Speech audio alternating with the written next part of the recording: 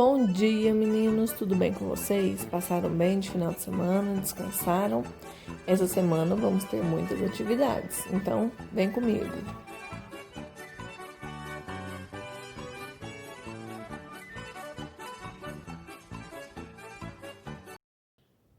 Características do causo.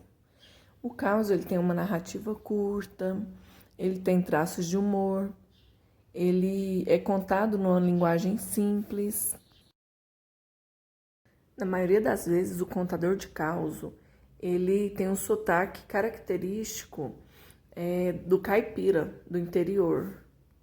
Igual nós falamos, a maioria das vezes o nosso R é muito puxado, né?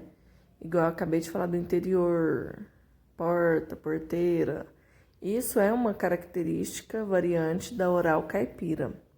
Outras características também do causo é a forma espontânea como o contador estivesse participado como um personagem ou como testemunha, como se ele tivesse presenciado aquele causo que ele está contando, certo? E também ele tem a obrigação de prender a atenção dos ouvintes e ter a vivacidade de um.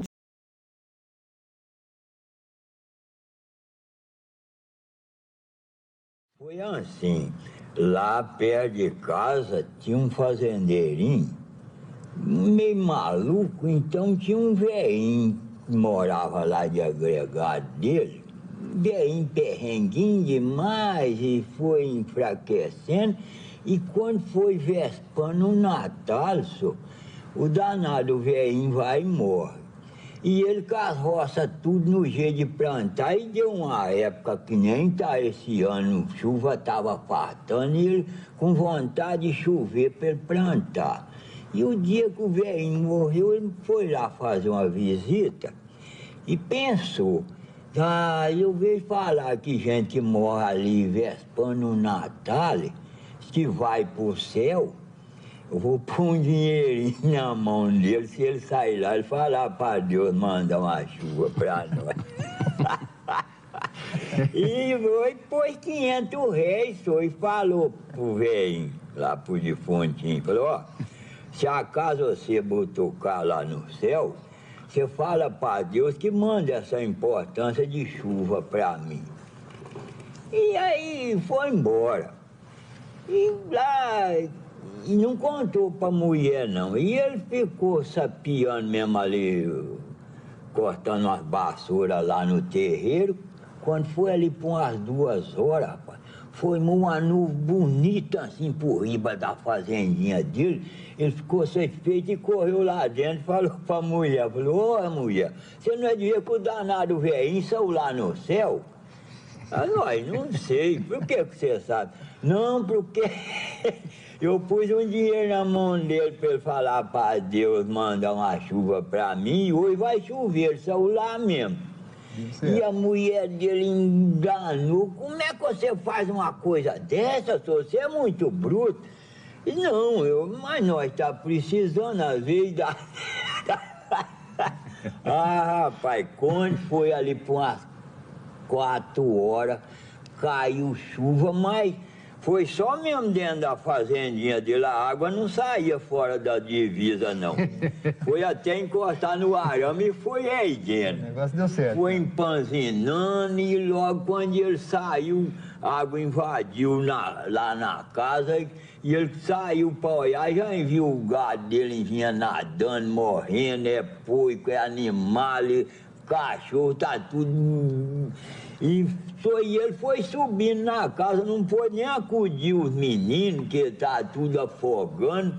E ele foi trepando na casa, a enchente foi erguendo, ele foi agarrando. Quando ele já estava lá no ponta-leite, rapaz, já pelejando para quebrar uma ripa para passar para riba da casa, o que ele tinha já tinha devorado tudo. Escapou ele, quando ele tá lá, com a água no subaco já, assim. Aí a chuva deu de a caimana, aquilo foi, passou e aquela enchente foi gachando devagarzinho. Quando a água tá no rumo do cinto dele já, veio uma voz por riba da casa e ele abraçado lá com o ponta-leite. da comunheira lá. E uma voz por riba da casa falou para ele: ó moço, o senhor mandou avisar o senhor que não tinha importância que o senhor mandou pedir, mas o senhor estava com muita precisão, ele mandou um pouquinho, hoje veio só 200, 300, vai vir amanhã. Aí ele falou: fala pra ele que eu dispenso o resto, que essa já sobrou. Pode ficar com o troco lá em cima, né? Não precisa não. Fica com o troco. Eu achei que chuva era mais caro e eu tenho... É quase de graça, né? É que a viola fala alto no meu peito, mano.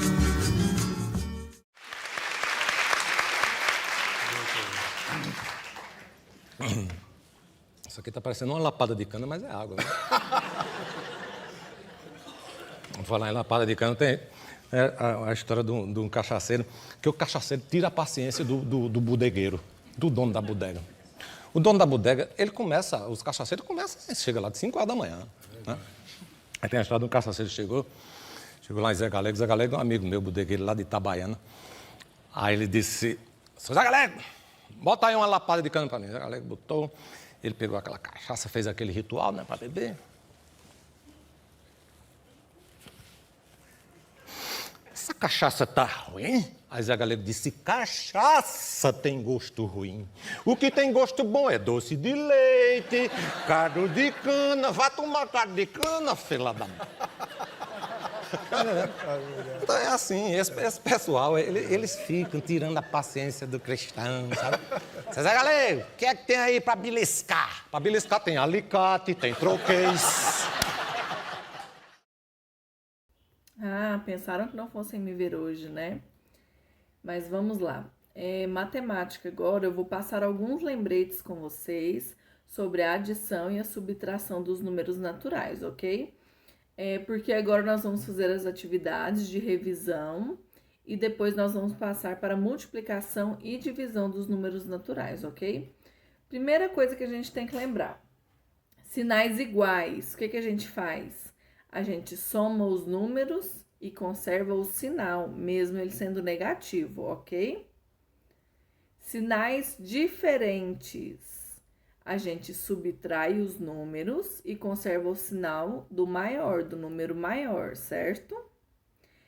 Números iguais com sinais diferentes ou números opostos, que seriam, um exemplo, mais 36 e menos 36. Como que ele fica? Ele fica o número 0, certo? Porque são os números opostos. Outro lembrete também. O sinal de menos numa expressão numérica, quando ele está antes do parênteses, da chave ou do colchete, o que acontece? Ele muda o sinal de dentro, ok? Outra coisa também, lembrando que quando eu falar que sofreu, perdeu, que mais? Debitou, eu tô falando sempre de menos, certo? Outra coisa, em uma reta na horizontal, os números que estão ao lado esquerdo são negativos, os números que estão ao lado direito, positivos. Em uma reta na vertical, os números que estão acima são números positivos e os números que estão abaixo são números... Jacopo Robusti Tintoretto. Jacopo foi provavelmente o último grande pintor da Renascença italiana. Ele é considerado um dos precursores do Barroco. Em suas telas, explorou cenas dramáticas e a perspectiva em diagonal. Também utilizou recursos de luz e sombra e uma grande quantidade de elementos. Mais tarde, Caravaggio, Rembrandt, Velázquez e outros artistas tornariam essas características as marcas da estética barroca. Michelangelo Merisi. Tornou-se conhecido como Caravaggio, nome da cidade onde nasceu. Artista de temperamento intempestivo, Caravaggio foi considerado o pintor mais original do século XVII. A radicalização realista, os detalhes, A luz, a composição elaborada e a inspiração no sobrenatural são características de suas obras. Rembrandt Armenzoon van Rijn. Rembrandt foi um pintor e gravador holandês considerado um dos mais expressivos artistas do barroco europeu. Suas obras têm como características o jogo de luz e sombra, além das expressões e dos gestos dramáticos de seus personagens, muitos deles retirados da Bíblia, da mitologia ou da sociedade holandesa. Não podemos falar da arte barroca sem ao menos lembrar do jovem Narciso. Ele tem uma ligação muito forte com a arte. Para quem não conhece, a história de Narciso foi um jovem que, ao ver o seu reflexo na água, se apaixonou por ele mesmo. E agora eu vou falar um pouco sobre a obra dele para vocês, tá bom? Na verdade, existem várias obras, então teremos 2 imagens enquanto eu falo para vocês. É interessante notar como um tema pode ser retratado de uma forma bem distinta por artistas de épocas diferentes.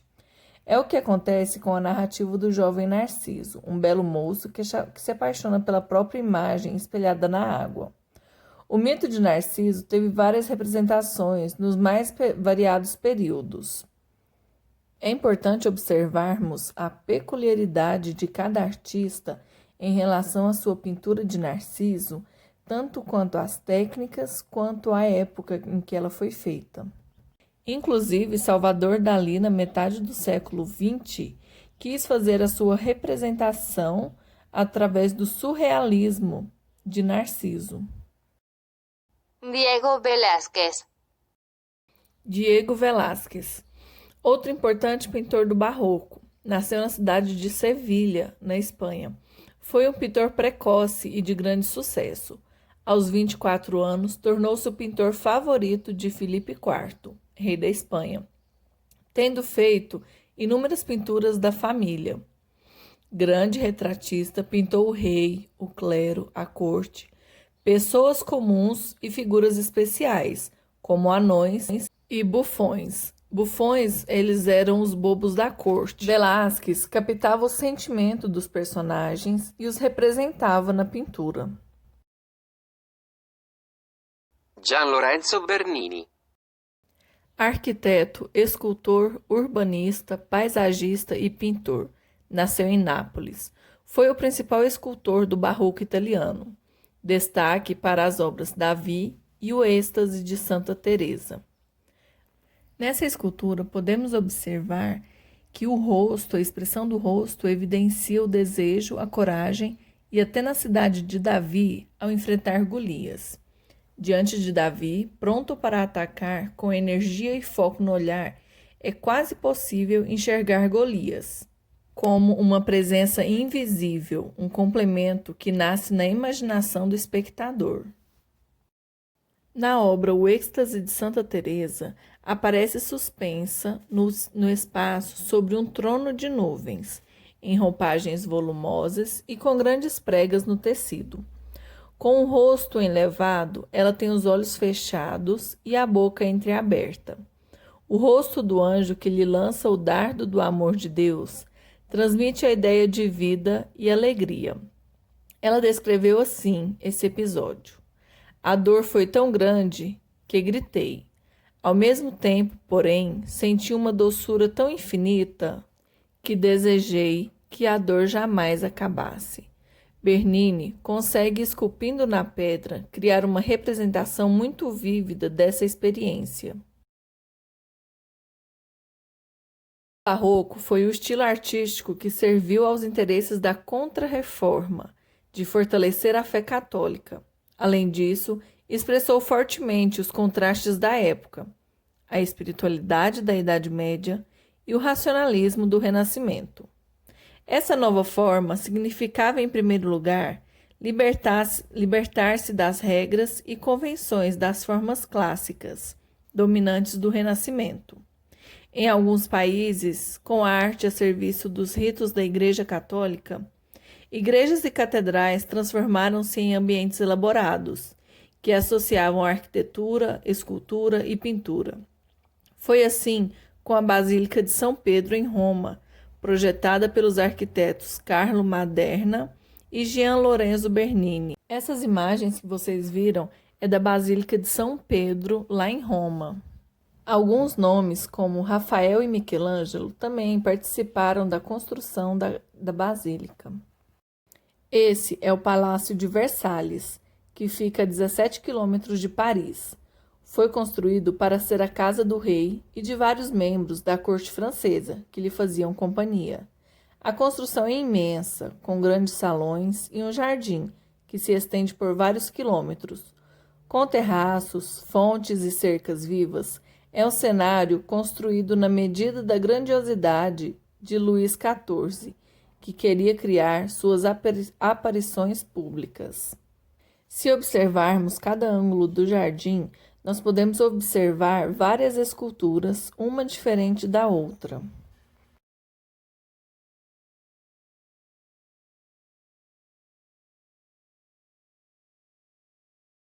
Olá, eu sou a Patrícia de Camargo e eu queria te contar que o nosso quadro de hoje, ele foi eleito em 1985 por um júri de especialistas como a maior obra de arte já realizada por um ser humano. Ele também é a joia do Museu do Prado e eu tenho uma relação muito forte com esse quadro porque ao visitá-lo foi a primeira vez que eu me emocionei tanto que eu chorei diante de um quadro.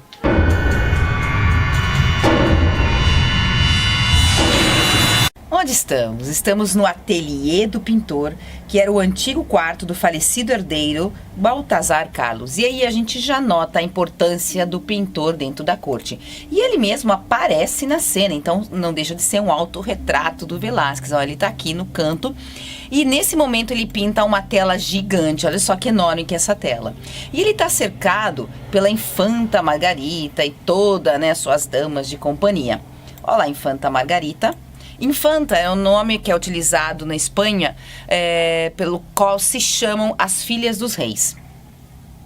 Aqui a gente vê uma das suas damas de companhia que oferece água para ela, e essa era a Maria Augustina Sarmiento. Do outro lado, outra dama de companhia que olha pra gente, ela é a Isabel de Velasco. Também a gente vê os anões da infanta.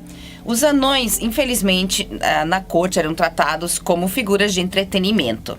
Mas o Velázquez, ele concede muita dignidade a eles quando os pinta. E ele também fez retratos individuais, mostrando a importância deles dentro da corte.